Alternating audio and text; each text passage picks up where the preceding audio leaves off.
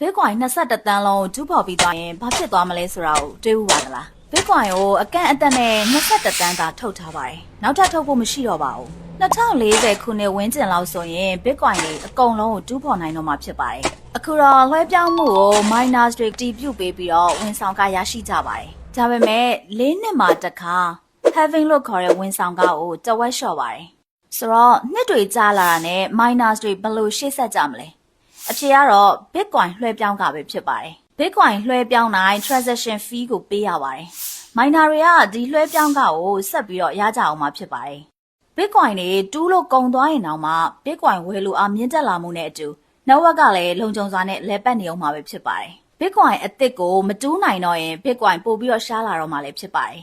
ဝယ်လို့အားဆက်ပြီးကောင်းနေသေးရဲ့ဆိုရင်တော့သူ့ရဲ့တန်ဖိုးကလည်းအများကြီးဆက်တက်လာနိုင်ပါသေးတယ်။ Bitcoin 20တန်းကိုတူးပြီးသွားရင်တော့ရှားပါမှုကြောင့်သူ့ရဲ့တန်ဖိုးမြင့်တက်လာစေလိမ့်မယ်လို့မျှော်လင့်ရပါတယ်။ဒါကြောင့်မို့ဈေးနှုန်းမြင့်တက်လာရင် transaction fee ကနေရတဲ့ reward နည်းနည်းလေးကလည်း miner တွေအတွက်လုံလောက်မယ်လို့ခန့်မှန်းရပါတယ်။